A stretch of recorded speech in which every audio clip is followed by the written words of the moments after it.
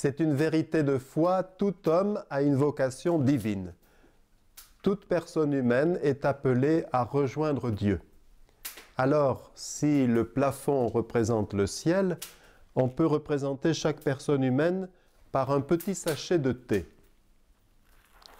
Un sachet de thé, ça n'est pas très lourd, mais ça reste tout de même plombé. Et ce sachet de thé, pour qu'il rejoigne le ciel, cette personne humaine, pleine de bonté, va devoir opérer des délestages, 3 exactement. Sur la petite étiquette, nous allons mettre l'idole du savoir.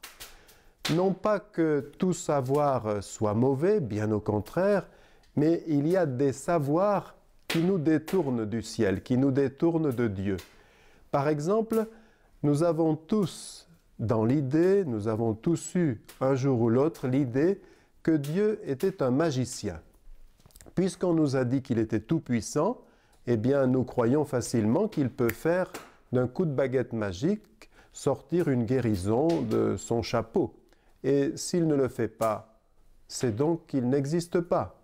C'est vrai, le Dieu magicien n'existe pas. On a aussi dans l'idée un Dieu tranquillisant.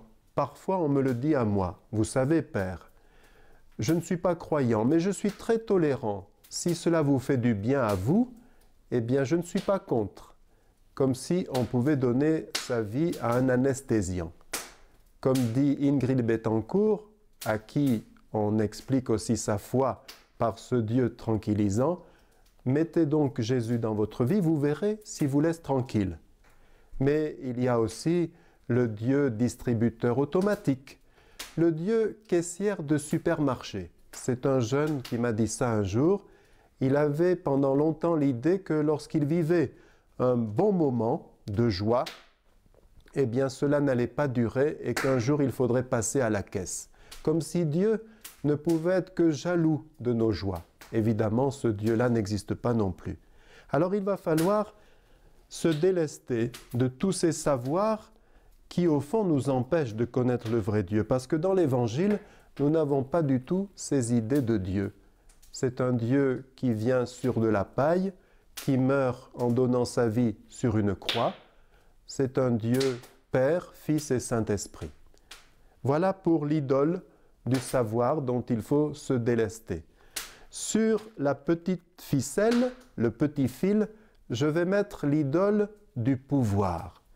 Nous avons tous dans le cœur le désir de commander les autres, comme un marionnettiste, ou de les télécommander. Les parents d'adolescents le savent très bien. « Maman, il faut que tu m'emmènes à tel endroit. Maman, il faut que tu accueilles tel copain. Maman, tu me donnes 10 €. » Maman, au bout d'un moment, en a marre et dit « Écoute, ça suffit, j'en ai marre d'être prise pour un hôtel, pour un restaurant, pour une banque et pour un taxi. Il faudrait que tu mettes un peu la main à la pâte dans cette maison. » Mais il n'y a pas que les adolescents qui cherchent à avoir de la puissance du pouvoir sur les autres. Or, Jésus nous dit que le seul pouvoir que nous ayons sur les autres, c'est de prendre le tablier de service, la cuvette et de leur laver les pieds pour découvrir le bonheur de se donner. Alors, nous enlevons, nous délestons notre petit bonhomme plein de bonté de l'idole du pouvoir. Mais il ne s'envole pas beaucoup plus. Il va falloir aussi le délester de ce qui est ici à l'intérieur et on peut dire qu'il s'agit de l'idole de l'avoir. On a dans l'idée, surtout dans une société de consommation, que plus on aura de biens matériels et plus on sera heureux. Plus on accumulera les biens, plus on trouvera le bonheur. Jésus nous dit que c'est une fausse piste et il nous invite à chercher le bonheur du côté de l'être. Plus tu seras pauvre de cœur, plus tu seras doux, plus tu seras désireux de justice pour les autres, plus tu seras miséricordieux et plus tu seras heureux.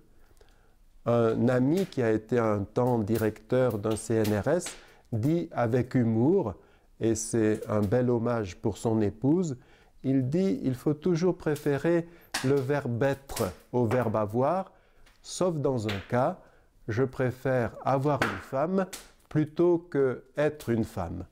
Mais son épouse qui l'entend est tout à fait d'accord, sachant qu'il l'aime beaucoup. Donc, nous allons aussi nous délester de cette idole de l'avoir.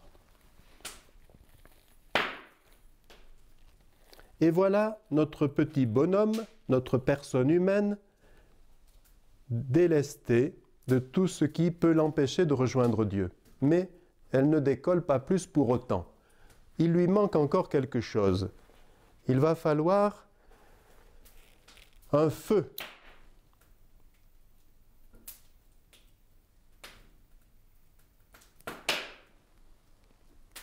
Évidemment, ce feu, c'est le feu du Saint-Esprit. Et voilà notre petit bonhomme qui rejoint le ciel. Peut-être se sentira-t-il consumé parce qu'on éclaire, on ne brille, on ne rayonne comme une bougie qu'en se consumant.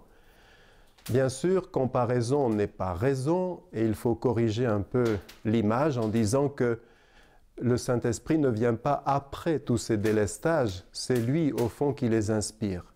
Mais voilà notre petit bonhomme plein de bonté qui, grâce à ces 3 délestages des 3 idoles qui nous menacent, le savoir, le pouvoir et l'avoir, a rejoint son Seigneur.